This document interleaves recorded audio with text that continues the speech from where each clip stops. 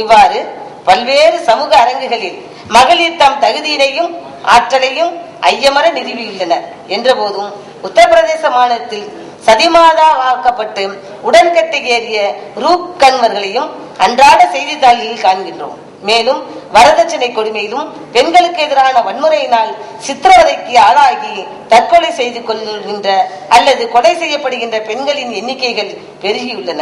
மேற்குறித்த குற்றங்கள் சமூக அரங்குகளில் பணியாற்றுவதாயினும் பொருளாதார சுதந்திரம் பெற்று விடுவதனால் மட்டுமே ஆண் பெண் சமத்துவமோ சமுதாய விடுதலையோ வந்துவிடாது என்பதையே நினைவு கூறுகின்றன. இந்த உலகத்தமிழ் மாநாடு நடக்கின்ற காலத்தில் பெரியாருடைய பெரும்பான்மையான அவருடைய சிந்தனைகளும் எதிர்பார்ப்புகளும் நடைமுறைக்கு வந்தாலும் சில சீர்கேடுகளும் இருக்கின்றது என்று சமூகத்திற்கு உணர்த்தவே இவற்றையெல்லாம் சொன்னேன். சமுதாய விடுதலையோ வந்துவிடாது என்பதையே நிறுவுகின்றன. இந்த வகையில் ஒரு முழுமையான சமுதாய மாற்றத்தை மானுட விடுதலையை கருத்தில் கொண்டும் இலக்காக கொண்டுதான் தமது சமுதாய சீர்திருத்த கருத்துக்களையும் போராட்டங்களையும் பிரச்சாரத்தையும் பெரியார் வடிவமைத்தார் என்பது சிந்தனைக்குரியது என்று இவ்வகையில் முன்வைத்து விடைபெறுகிறேன். நன்றி, வணக்கம். நன்றி பேராசிரியர் திராவிடராணி அவர்களே. அடுத்து கடைசியில் 4 பேர் பேசி முடிஞ்சதுக்கு அப்புறம் ஒவ்வொருவர் பற்றிய வினாவிடை பின்னால வச்சலாம். அடுத்து காந்தியடிகள் ஒரு கருத்தை சொன்னார்கள். இந்திய நாடு அடிமைப்பட்டதற்கான காரணம் ஒன்று, நம்மில் பாதியாகிய பெண்குலத்தை சமையல் அறையிலே போட்டு பூட்டி வைத்தது. இன்னொன்று, நம்முடைய சகோதரர்களை ஊருக்கு வெளியே வைத்து அரிஜனங்கள் என்று சொன்னது என்ற 2 தீமைகள் என்று சொன்னார்கள். அதிலே ஒரு தீமை பெண்ணை அடிமைப்படுத்தியது. அதை பற்றி இப்பொழுது பேச வருகிறவர் நம்முடைய பேராசிரியர் சின்னம்மை அவர்கள் சென்னை பல்கலைக்கழக பொருளாதாரத்துறையில் இணை பேராசிரியர்.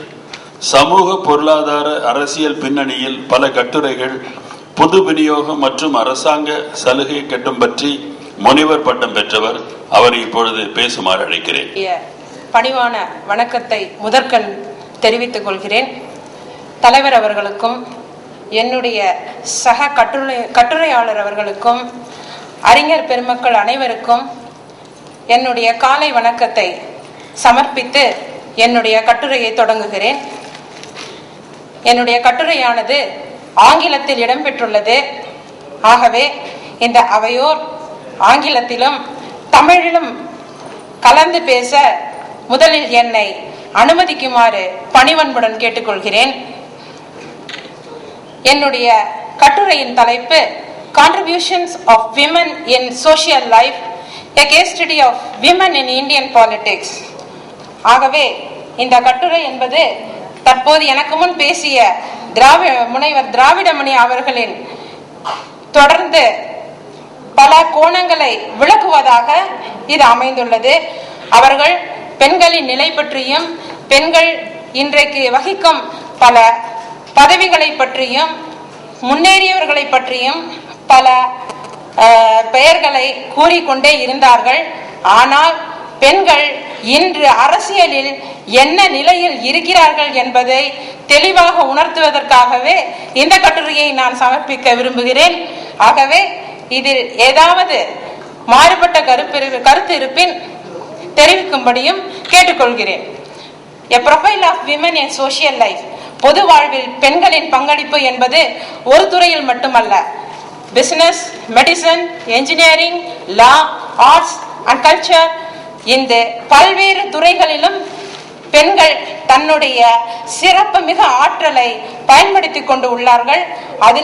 அதில் தன்னை பொருந்துவதாகவும் ஆக்கி கொண்டு வந்து கொண்டிருக்கிறார்கள். அப்படிப்பட்ட பெண்களின் நிலை பாலிடிக்ஸ் என்பதை பொறுத்தவரை, அரசியல் என்பதை பொறுத்தவரை ஒரு பின்தங்கிய நிலையிலேயே இன்று நாம் இருக்கிறோம் என்பது மிகவும் வருத்தத்துக்குரிய ஒரு செய்தியாகும். விமன் இன் பாலிடிக்ஸ் அப்படி என்ற தலைப்பின் போது பார்த்தால் article 325 and 326 the constitutions of India guarantee political equality, equal rights to participants in the political activities and right to vote respectively, while The latter has been exercised and enjoyed by the large number of women. உண்மைதான், அது நம் எல்லோராலும் மதிக்கப்பட வேண்டியது உண்மைதான். ஆனால் lack of space, political parties, நமக்கு பெண் தலைவர்கள் என்று பார்க்கும்போது ஒரு சிறிய இடைவெளியே வந்துள்ளது என்பதை நான் வருத்தத்துடன் தெரிவித்துக் கொள்கிறேன். த்ரூஅவுட் த வேர்ல்ட், நீங்க உலகளாவிய அளவில் பெண்களின் நிலையை பார்த்தால் அரசியலில் ஒரு பின்தங்கிய நிலையே இருந்து கொண்டு வருகிறது. அதாவது in 2005 the rate of female representation was only 16% globally. This figure has increased in recent years. The largest democracy in the world of India, அதாவது இந்தியாவின் நம்ம ஜனநாயக பெரிய நாடாக கருதப்படுகிற இந்தியாவிலேயே முதல் பெண் ஜனாதிபதியாக 60ஆம் ஆண்டு இண்டிபெண்டன்ஸ் டே அன்றுதான் நாம் தேர்ந்தெடுத்து உள்ளோம். இதிலிருந்தே தெரிகிறது இந்தியாவில் பெண்களின் நிலை என்ன என்பது நமக்கு மிகவும் தெளிவாக தெரிகிறது. அடுத்ததாக பார்க்கும்போது political participants of Indian women in the national struggle for independence, அதில் பல்வேறு நம் தலைவர்கள், பெண் தலைவர்கள் பங்கெடுத்துள்ளனர். அதில் குறிப்பாக சரோஜினி நாயுடு, விஜயலட்சுமி பண்டிட், ராஜ்குமார் அமித்கர் அண்ட் அருணா ஆசிப் அலி, இவர்கள் எல்லாரும் நம் மக்கள் அறிந்தவர்களே. அதிலும் பார்த்தாலும் முக்கிய பங்காக 50% இல்லது 30% பெண்கள் பங்கெடுத்துக் கொள்ளவே இல்லை. அங்கொன்றும் இங்கொன்றுமாக குறிப்பிட்டு சொல்லும்படியான பெண்கள் தான் அவர்கள் பங்கெடுத்து உள்ளார்கள்.